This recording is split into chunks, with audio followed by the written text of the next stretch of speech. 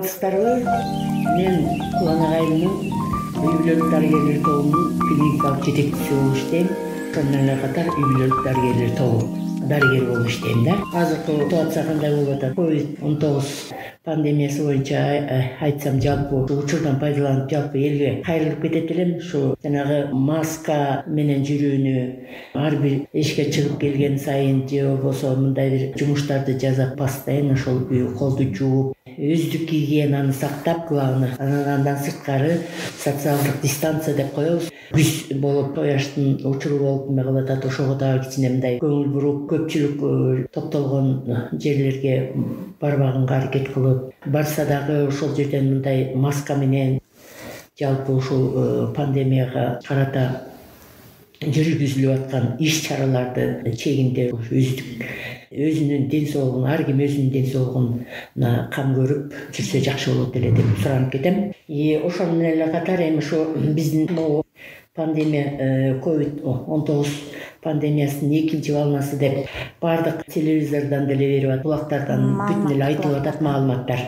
Ошону мындай бир жакшы көңүл буруп, действительно деп ар ким өзүнүн ден соолугу үчүн кам көрүп, пандемиянын экинчи волнасы деле өтүп кетет деген ойдомун. Бирок ошентсе дагы сак болуш керек. Экинчи волнага биздин сердце здравоохранения болгон күчүн зарыктап, даярдык көрүп жатышат. Ошону менен эле катар биз дагы өзүбүз элибизди ден соолугун сактоо максатында, ден соолугун кароо максатында ошо COVID-19 экинчи волнасына даярдык көрүп жатабыз. Бул жерде эми айтсам, номер 1 үй бүлөлүк дарыгерлер тобунда 5 койка стационар уюшулду. 5 койканын жанында обязательно жанагы оксигенатор, кислородный аппарат орнотулду. Андан сырткары кислородный баллон орнотулуп, ошо кислородное насыщение жасаш үчүн, пневмония болуп, дыхательная недостаточность болуп, дополнительно дагы башкарылды да. Андан сырткары маска, өздүк гигиеналык каражаттардан маска, антисептик.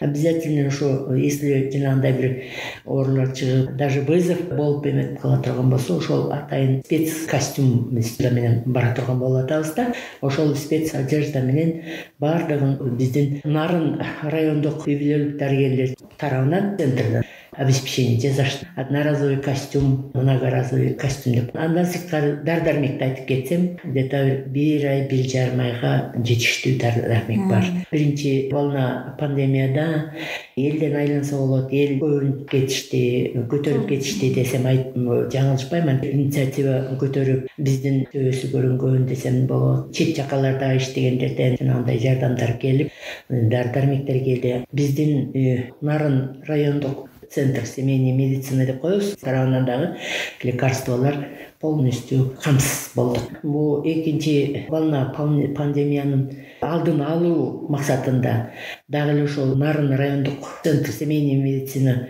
жагынан эме алып бизге гриппол вакцина келди да. Гриппол вакцинаны биз болгону 70 доза келди. Бул 70 дозаны в первую очередь непосредственно элдер менен биринчи контактыда медиктер болгондугу үчүн бул жерден медиктерге 100% в первую очередь вакцинация жүргүзүлдү. Бул буйруктун негизинде, Минздравдын буйругунун негизинде. Андан сырткары жана уязвимый слой населения деп коебуз. Айдык, часто болеющий, диспансерный наблюдениеде турган сахарный диабет, гипертоник слой населенияга сайылды да. Гриппол основном бул жетишсиз. Эгер ушул учурдан да пайдаланып айтып кетем, эгер каалоочулар болуп, эме кылса, азыр продажада бар аптекада, алып туруп, ар ким өзүнүн ден соолугу үчүн сайдыр да. Бул вакцинация эмне кылат? Мисалы, гриппол деп аты менен.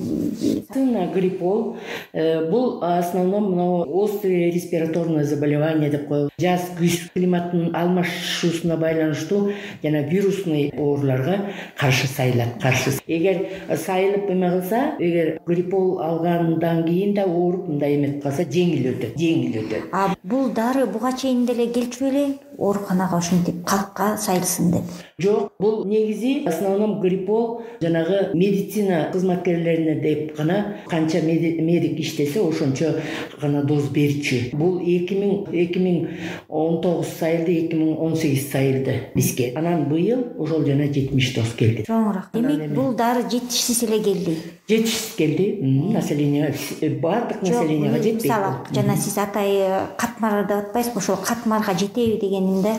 Ал катмарга да жетпейт. Анткени себеби бизде часто болеющий основном балдар басым жасайбыз. Часто болеющий балдар аларга андан сырткары жана сахарный диабет, гипертоник, уязвимый слой населения деп группа инвалиддер бар да, инвалидность имеет эткен ошолордун ослабленный организм, өтө ослабленный организм оорусуна байланыштуу сайдык. Анан азыр учурда абал кандай Кулан агай? Бул учурда шүгүр десек болот. Азырынча пока острый мындай пневмония же болбосо мындай метод. Мындан единственное бирок гана пневмония менен жатып эме кылып атат, но бирок лабораторно не подтвержденный да.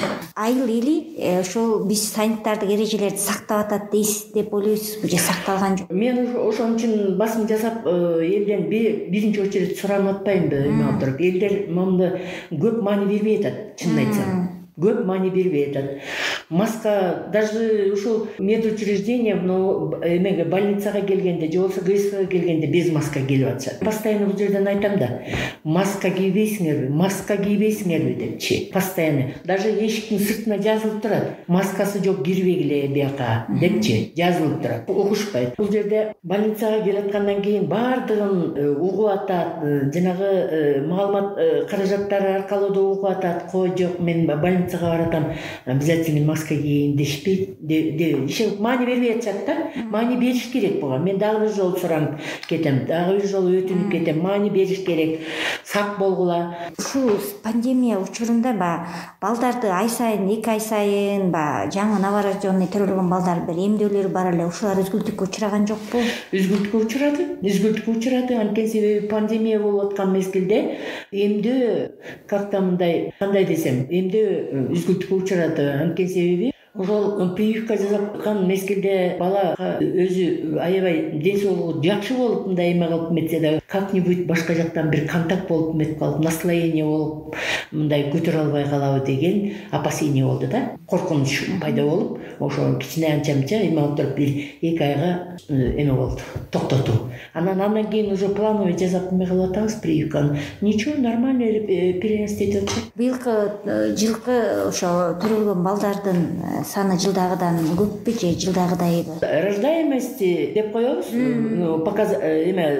Биздин көрсөткүчтө төрөлгөн балдардын саны бул эгер былтыркы 2019 менен бул жылдын 9 айын салыштырып эме кылсак, экөө салыштырмалуу бирдей эле да. Бирдей эле деңгээлде. Бирок оору мындай жаңы төрөлгөн балдарга таасирин берген жокпу? Жок, мен айтам, балдар жакшы эле, Кудай буйрса, жакшы эле. Энеге деле балага деле жакшы. Не дай бог, что балдар оорубасын. Чоң рахмат маегизге, ишиңизге ийгилик, тынчтык болсун, оору болбосун. Өзүңөргө да чоң рахмат, ден соолук.